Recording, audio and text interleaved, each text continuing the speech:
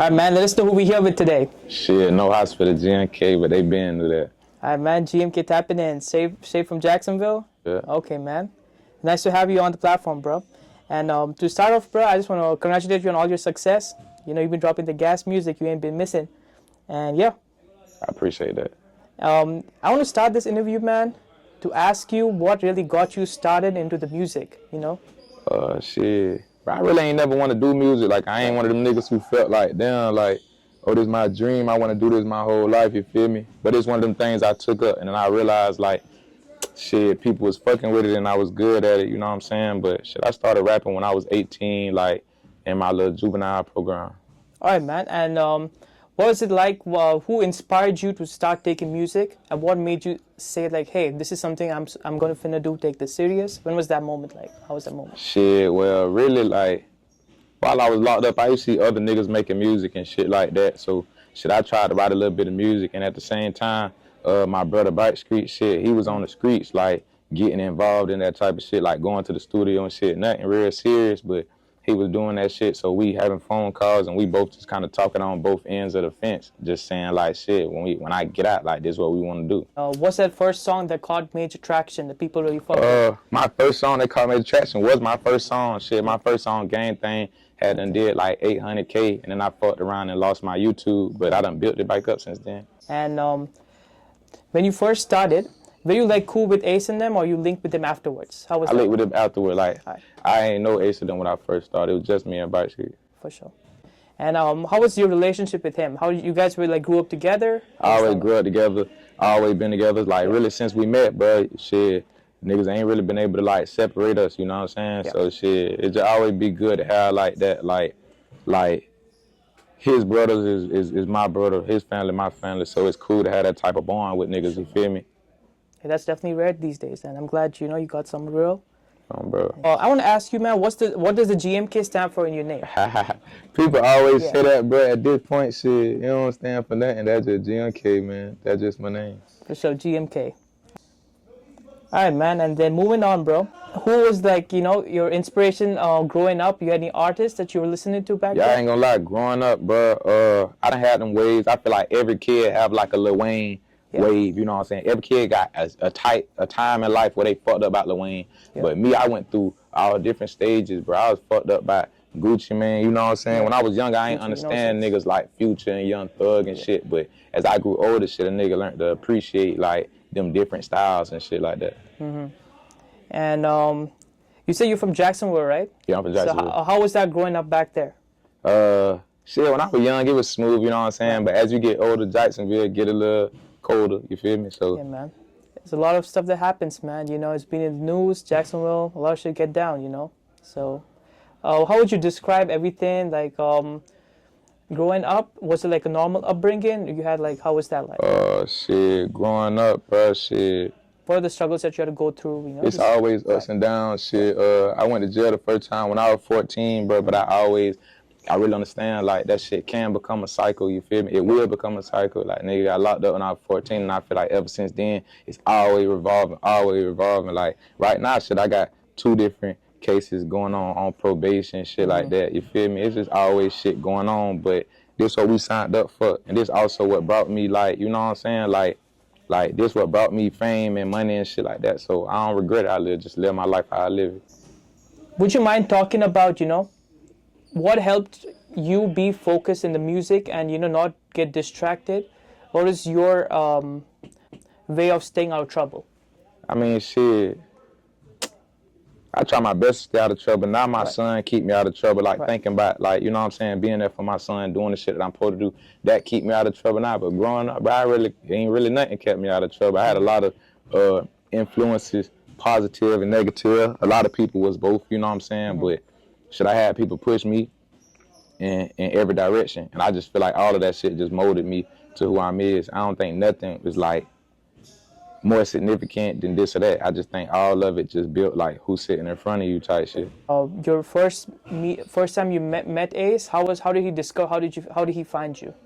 Well, shit, he ain't find me. Like, it ain't really that type of thing. Like, shit, Ace from the city. Yeah. I'm from the city, so, a nigga making noise. He probably hadn't been seeing the nigga, but what really happened, shit, I was just chilling, just doing my thing, already dropping, already going up and shit. And I went under new management. So Shab and Mark J became my manager, and Mark J managed Ace. So shit, Ace would come to the city. I really only met Ace like one time before like a nigga really had done got into this shit, and just met him at the studio on some smooth shit. He was cool, but we ain't really make nothing of that. We was just chilling. But when I came home, came Ace, in naturally. yeah, when I came home, Ace really showed a nigga a lot of love, you know what I'm saying? And shit, I moved around and I put myself into a lot of positions and shit like that. And bruh also like provided a nigga certain advice and guidance that I think helped me when I was in them doors and in them positions. For sure, man. It's always nice having a little, you know, a mentor type person, and I feel like. Well, just like that's just a brother. Like it ain't business. It ain't like a mentor. It ain't like nobody who like came and grabbed a nigga out the hood. It's just like shit. I'm already doing my shit. I got a name. Like my circumstances just led us together, and shit, dog just was a real nigga. We He's been just fucking with you ever since, and y'all. Yeah. You know what I'm saying? More like on some brother shit. Like same thing, kind of like with Street, like his family, my family. I check on his mama. You know what I'm saying? Shit like that. We all just. It's a tight-knit thing over here. All right, understood. When you first had your first little charge, when you went in the system, how was that experience like? What did you learn from that? Shit, but I learned a lot of shit. I just learned more than anything, like my first experience in jail, a nigga just learned like, I just learned like that etiquette, you know what I'm saying? Like how to maneuver, certain things to do when you in jail. And I learned that early, and I ain't even know that was something that was going to set me up for like, shit, my life, like all the future times that I was gonna go in jail, I had that experience. That's like, you feel me? I'm at a point now where shit, it'd be sad to say that shit don't really faze me like that. All right, man. All right. Is there any like some stories you could tell us, like crazy stories you could tell us from your time inside? Rather see a lot of shit. Rather see, like off the top of my head, I can't really think, bro. But like, it just there's something crazy happen every time a nigga in jail. Like, but in jail you gonna see shit. You gonna see nigga get their ass whooped. Shit. You gonna see weird gay ass shit. You gonna see goddamn whole shit. You gonna see niggas snitching, niggas wearing wires. Like this shit, not TV. This shit real deal. You feel me? Like this shit really happening. Just all that shit. But I feel like a lot of them experiences was like beneficial, and I really hold a lot of them experiences like kind of dear, because some shit that I seen really like helped me be who I am now. You feel me? And I think about it frequently. All right, man. All right. You went Duval, right? I think Duval, Jacksonville. Yeah, Duval County. Duval. And how about sports? You ever been like into sports and stuff? I ain't never really been into sports like that. Like I ain't never really played no sports or no type of shit like that. Are you just being okay? I always just been like shit. Okay, when I hopped out the porch, I just been in the street. Shit, I ain't play no sports. I ain't did none of that. And I left school early, bro. I left out of school in 10th grade. You want to talk about why did you drop out? Well, I ain't drop out of school. I got kicked out of school for like got caught with some weed, selling weed and stuff like that at school. So they ended up kicking me out. Something to like a little alternative, like drop back in school and shit. I just ain't really fuck with it. Like it was too mixy, like niggas from different sides of town that I wasn't really politicking with at the time and shit. So to me, I just felt like shit. At this point, fuck it. Like I just stopped going. Did you ever feel like school wasn't helping you in your career? Like, is that any reason why, like you just said? Nah, I mean, I wasn't making music yet. Right. You feel me? I ain't started making music till about when I was like 17, 18, and I would have already been locked up by then. I turned 18 in jail. Mm-hmm. As a kid, was there any jobs that you were working, anything that you're doing as a side hustle, or just getting to the money? I was selling weed. Like, my big brother didn't really like, kind of like, not push me towards that, but that was something that I was influenced by, you know what I'm saying? I always looking at my big brother, want to be like him and type things he did. So I followed suit and shit. Big brother kind of taught a nigga the game. Look, right? So I had a job, right? My first job ever. I worked at churches. But I got fired on my first day. Damn. Like why they fired you? Cause, bro, so on some real shit. Look, this crazy. So I'm chilling on my first day. We closing, everything done. Nigga, I done had a smooth first day. They done train me and everything. I'm in the bike taking out the trash. My partner out there waiting for me. He finna come to my house. He done rolled up a blunt. While we taking the trash out, it's another nigga been working at churches, older nigga and all. You feel me? He not even no jit like me. He supposed to be guiding a nigga. My partner like, y'all want to smoke? Dog like, yeah, we be smoking all the time. We back here smoking by the trash can. The car been through the drive-through. Why is the owner for the whole churches. Nigga call the manager like, hey, somebody back here smoking. I come in that bit high as fuck. The lady call the nigga up that bit, tell the nigga don't even come back in that bit. Right, they didn't toll on y'all and yeah. But I was like, fuck that shit, man. I'm finna be all full-fledged in the streets. Thanks. I mean, yeah. That's what I feel, man. You work with somebody, you work under somebody, you gotta abide by every single rule that they set in place. You feel me? That shit definitely ain't it for most people. When you first blew up with your music, what was your plan? Like, do you have any plan in place when you blew up? Well, I mean, when I first was like making music, like my plan, like, I mean, you know, everybody want to be successful, but my plan wasn't really like, oh, I'm finna jump full-fledged in this music and just go crazy. I really was just dropping that shit like a hobby, but the city just ate it up, and they really supported a nigga and shit like that. And I realized, like, damn, shit, if so many people like this shit, the world's so big, cause no telling, like, who else gonna fuck with this shit? It just gave me a drive to, like, do it bigger, on a bigger scale. And did you ever, like, sign once you blew up, or how was that like? Yeah, I signed. I ended up signing with, well, I mean, I ain't end up signing until I came home from prison, you feel me? So this is about a 3-year process. But shit, when I came home, I ended up signing a couple different deals, you feel me? But all of that shit built me to be, like, where I'm at, you know what I'm saying? It taught me about the game, taught me about the industry and shit. And do you have like a manager before that, or you just signed with just yourself? And nah, my manager, like, my manager been my manager since probably about 2019, 2020-ish, you feel me? How did you meet your manager? Let me ask you that. Well, I met my manager. Well, DJ Shad always been known in my city, you feel me? Right. Like, he just big name. Everybody know him, you feel me? Like, he do a lot of events and stuff like that, so he real into, like, the culture and shit of Jacksonville. So he introduced me to Mark J. They brought me into a studio session. I just went to making some shit, and shit, from there, we ain't did nothing but go up. All right, he been messing with you about music, he fucked with you, so, you know, he took so Shad kind of reached out to me, and then he came and introduced me to Mark J. Ever since then, like, it's really deeper than the business. Like, these real niggas who really, like, be there for a nigga and shit, you feel me? Like, they're like big brothers. Right, for sure. You know, as far as this whole industry, you know, signing and being an unsigned independent artist, are you currently signed, or what do you think is better, being independent or being signed? Well, I mean, right now I'm independent, but I don't think nothing better. I think it's whatever works for a nigga, you know what I'm saying? Like, some people need to sign, but sometimes once you done had that push in that platform, like, you can kind of autopilot this shit and just thug it by yourself and just, you feel me, keep your money. Right. And then, have you learned anything from experiences in the past with, like, record deals and stuff like that? Yeah, but I just learned, like, it's so many ways to make money in this shit, you know what I'm saying? Like, even aside from signing, bro, it's just, once you build a brand, like, you your brand. Once you build your brand, you can do anything with this shit, anything with your platform. You can sell whatever. All right, man. I want to ask you, man, like, I know you've come this far. So where do you see yourself, like, let's say 5 years from now or 10 years from now? 5 years from now, 10 years from now, but I've really been investing my money in other things and trying to start businesses and looking into real estate and stuff like that. So 5 years from now, I still want to be rapping. I'm probably going to rap till I die, like on some hobby shit at least. But at the same time, I'm trying to go bigger than big. So I want enterprises. Like, I'm trying to be a businessman, you feel me? Speaking of the business, you said you're trying to get into real estate. Any other business apart from real estate? Getting into real estate, I done did different ventures. I done made brands. I done had different companies, like, but down to the smallest thing, I done had cleaning companies, but I done had all type of shit, you feel me? Cleaning companies, like them trucks that they be having, cleaning trucks, or like what kind of cleaning? Cleaning companies like pressure washing and stuff like that. I mean, I ain't got to work it, you know what I'm saying? But at the same time, bro, it's just good to have different avenues so you ain't sitting around putting all your hope into like you know what something. They say, millionaires have more than one source of income. About five is really what you need. 5 or 7 source of income. That's the goal. Right. All right, man. Is there any other goals that you have, like, say, 10 years from now? 10, just... Bro, my goals is really just keep this shit floating, stay stable, and just get bigger than big. I want to give something to my son. All right, man. You've been mentioning your son a lot in this journey, right? I want to ask you, what is it like becoming a father for the first time? But it's really great. I mean, at first it was kind of like, oh, damn, like, it seemed like it's going to be a lot of pressure. But really, like, anybody who got kids as a man, like, you know, bro, fatherhood will really change your mind. And it's really probably one of the best things that can happen to you, for real.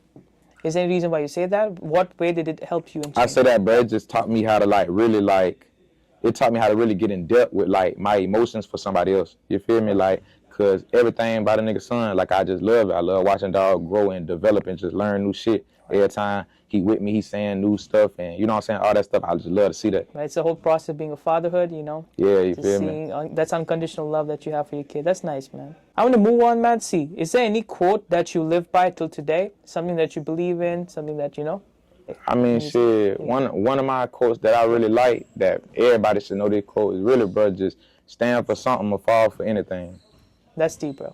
You feel me? Like, bro, you gotta just, whatever it is you pushing, cause you your own man, do your own morals, whatever you pushing, cause you gotta stand with it, cause like, regardless if niggas accept it or niggas fuck with it or not, like, you gonna be out here in the world, you gonna find your people, but you gotta be true to yourself to get in with them, you feel me?